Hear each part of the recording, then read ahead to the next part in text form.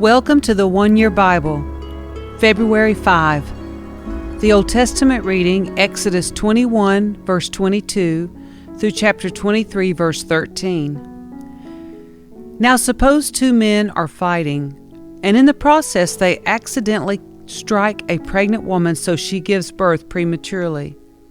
If no further injury results, the man who struck the woman must pay the amount of compensation the woman's husband demands and the judges approve. But if there is further injury, the punishment must match the injury. A life for a life, an eye for an eye, a tooth for a tooth, a hand for a hand, a foot for a foot, a burn for a burn, a wound for a wound, a bruise for a bruise. If a man hits his male or female slave in the eye, and the eye is blinded, he must let the slave go free to compensate for the eye. And if a man knocks out the tooth of his male or female slave, he must let the slave go free to compensate for the tooth. If an ox gores a man or woman to death, the ox must be stoned, and its flesh may not be eaten. In such a case, however, the owner will not be held liable. But suppose the ox had a reputation for goring, and the owner had been informed but failed to keep it under control. If the ox then kills someone, it must be stoned, and the owner must also be put to death. However, the dead person's relatives may accept payment to compensate for the loss of life. The owner of the ox may redeem his life by paying whatever is demanded. The same regulation applies if the ox gores a boy or girl. But if the ox gores a slave, either male or female, the animal's owner must pay the slave's owner 30 silver coins, and the ox must be stoned. Suppose someone digs or uncovers a pit and fails to cover it, and then an ox or a donkey falls into it. The owner of the pit must pay full compensation to the owner of the animal, but then he gets to keep the dead animal. If someone's ox injures a neighbor's ox, and the injured ox dies, then the two owners must sell the live ox and divide the price equally between them. They must also divide the dead animal.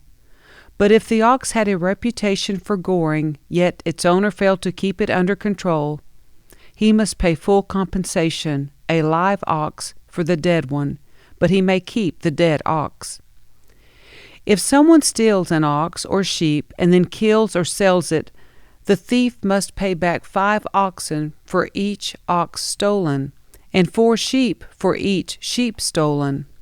If a thief is caught in the act of breaking into a house and is struck and killed in the process, the person who killed the thief is not guilty of murder.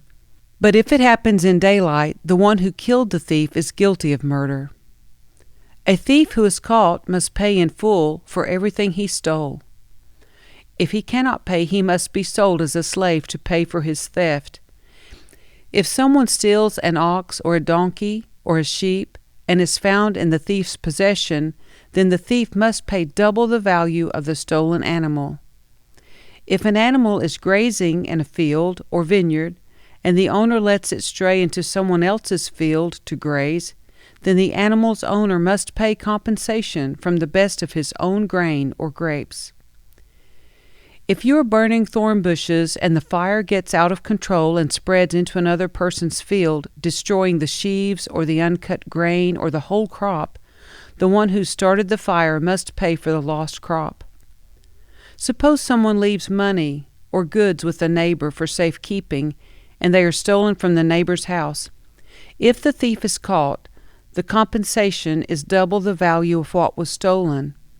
But if the thief is not caught, the neighbor must appear before God, who will determine if he stole the property. Suppose there is a dispute between two people who both claim to own a particular ox, donkey, sheep, article of clothing, or any lost property. Both parties must come before God, and the person whom God declares guilty must pay double compensation to the other. Now suppose someone leaves a donkey, ox, sheep, or any other animal with a neighbor for safekeeping, but it dies or is injured or is taken away, and no one sees what happened. The neighbor must then take an oath in the presence of the Lord. If the Lord confirms that the neighbor did not steal the property, the owner must accept the verdict, and no payment will be required. But if the animal was indeed stolen, the guilty person must pay compensation to the owner. If it was torn to pieces by a wild animal, the remains of the carcass must be shown as evidence, and no compensation will be required. If someone borrows an animal from a neighbor, and it is injured or dies when the owner is absent, the person who borrowed it must pay full compensation. But if the owner was present, no compensation is required, and no compensation is required if the animal was rented, for this loss is covered by the rental fee. If a man seduces a virgin who is not engaged to anyone and has sex with her, he must pay the customary bride price and marry her. But if her father refuses to let him marry her, the man must still pay him an amount equal to the bride price of a virgin. You must not allow a sorceress to live. Anyone who has sexual relations with an animal must certainly be put to death. Anyone who sacrifices to any god other than the Lord must be destroyed. You must not mistreat or oppress foreigners in any way. Remember, you yourselves were once foreigners in the land of Egypt. You must not exploit a widow or an orphan. If you exploit them in any way and they cry out to me, then I will certainly hear their cry. My anger will blaze against you, and I will kill you with the sword. Then your wives will be widows and your children fatherless. If you lend money to any of my people who are in need, do not charge interest as a moneylender would. If you take your neighbor's cloak as security for a loan, you must return it before sunset. This coat may be the only blanket your neighbor has. How can a person sleep without it? If you do not return it and your neighbor cries out to me for help, then I will hear, for I am merciful. You must not dishonor God or curse any of your rulers. You must not hold anything back when you give me offerings from your crops or your wine. You must give me your firstborn sons. You must also give me the firstborn of your cattle, sheep, and goats, but leave the newborn animal with its mother for 7 days. Then give it to me on the 8th day. You must be my holy people. Therefore do not eat any animal that has been torn up and killed by wild animals. Throw it to the dogs. You must not pass along false rumors. You must not cooperate with evil people by lying on the witness stand. You must not follow the crowd in doing wrong. When you are called to testify in a dispute, do not be swayed by the crowd to twist justice, and do not slant your testimony in favor of a person just because that person is poor. If you come upon your enemy's ox or donkey that has strayed away, take it back to its owner. If you see that the donkey of someone who hates you has collapsed under its load, do not walk by. Instead, stop and help. In a lawsuit, you must not deny justice to the poor. Be sure never to charge anyone falsely with evil. Never sentence an innocent or blameless person to death, for I never declare a guilty person to be innocent. Take no bribes, for a bribe makes you ignore something that you clearly see. A bribe makes even a righteous person twist the truth. You must not oppress foreigners. You know what it's like to be a foreigner, for you yourselves were once foreigners in the land of Egypt. Plant and harvest your crops for 6 years, but let the land be renewed and lie uncultivated during the 7th year. Then let the poor among you harvest whatever grows on its own. Leave the rest for wild animals to eat. The same applies to your vineyards and olive groves. You have 6 days each week for your ordinary work, but on the 7th day you must stop working. This gives your ox and your donkey a chance to rest. It also allows your slaves and the foreigners living among you to be refreshed. Pay close attention to all my instructions. You must not call on the name of any other gods. Do not even speak their names.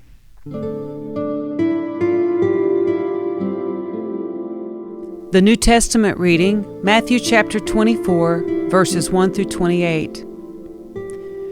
As Jesus was leaving the temple grounds, his disciples pointed out to him the various temple buildings. But he responded, "Do you see all these buildings? I tell you the truth, they will be completely demolished. Not one stone will be left on top of another." Later Jesus sat on the Mount of Olives. His disciples came to him privately and said, "Tell us, when will all this happen? What sign will signal your return and the end of the world?" Jesus told them, "Don't let anyone mislead you, for many will come in my name claiming, 'I am the Messiah.' They will deceive many. And you will hear of wars and threats of wars, but don't panic. Yes, these things must take place, but the end won't follow immediately. Nation will go to war against nation, and kingdom against kingdom. There will be famines and earthquakes in many parts of the world, but all this is only the first of the birth pains, with more to come. Then you will be arrested, persecuted, and killed. You will be hated all over the world because you are my followers. And many will turn away from me and betray and hate each other. And many false prophets will appear and will deceive many people. Sin will be rampant everywhere, and the love of many will grow cold. But the one who endures to the end will be saved, and the good news about the kingdom will be preached throughout the whole world so that all nations will hear it, and then the end will come. The day is coming when you will see what Daniel the prophet spoke about, the sacrilegious object that causes desecration standing in the holy place. Reader, pay attention. Then those in Judea must flee to the hills. A person out on the deck of a roof must not go down into the house to pack. A person out in the field must not return, even to get a coat. How terrible it will be for pregnant women and for nursing mothers in those days. And pray that your flight will not be in winter or on the Sabbath, for there will be greater anguish than at any time since the world began. And it will never be so great again. In fact, unless the time of calamity is shortened, not a single person will survive. But it will be shortened for the sake of God's chosen ones. Then if anyone tells you, 'Look, here's the Messiah,' or 'There he is,' don't believe it. For false messiahs and false prophets will rise up and perform great signs and wonders so as to deceive, if possible, even God's chosen ones. See, I have warned you about this ahead of time. So if someone tells you, 'Look, the Messiah is out in the desert,' don't bother to go look. Or, 'Look, he is hiding here,' don't believe it. For as the lightning flashes in the east and shines to the west, so it will be when the Son of Man comes. Just as the gathering of vultures show there is a carcass nearby, so these signs will indicate that the end is near." Psalm 29, verses 1 through 11. Honor the Lord, you heavenly beings.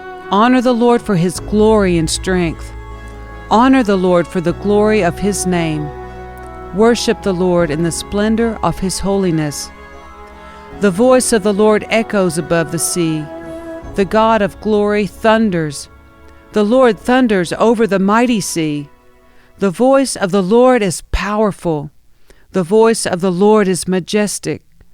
The voice of the Lord splits the mighty cedars. The Lord shatters the cedars of Lebanon. He makes Lebanon's mountains skip like a calf. He makes Mount Hermon leap like a young wild ox.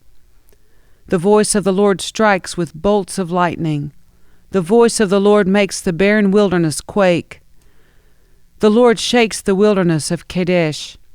The voice of the Lord twists mighty oaks and strips the forests bare. In his temple everyone shouts, "Glory!" The Lord rules over the floodwaters. The Lord reigns as king forever.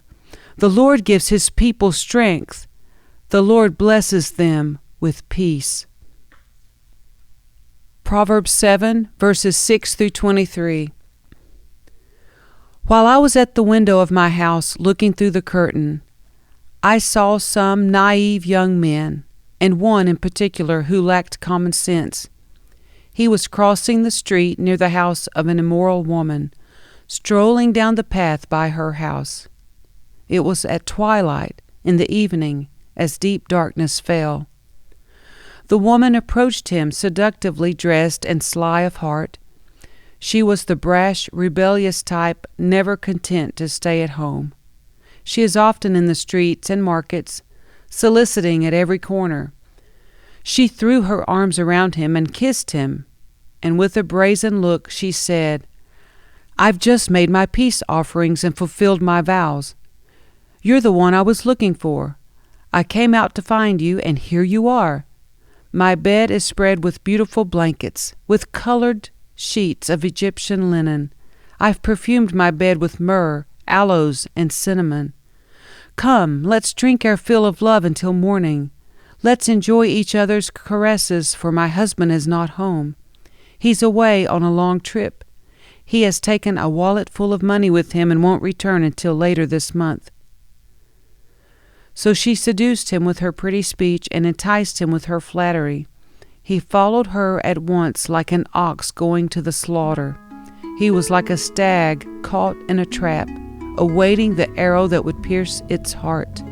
He was like a bird flying into a snare, little knowing it would cost him his life.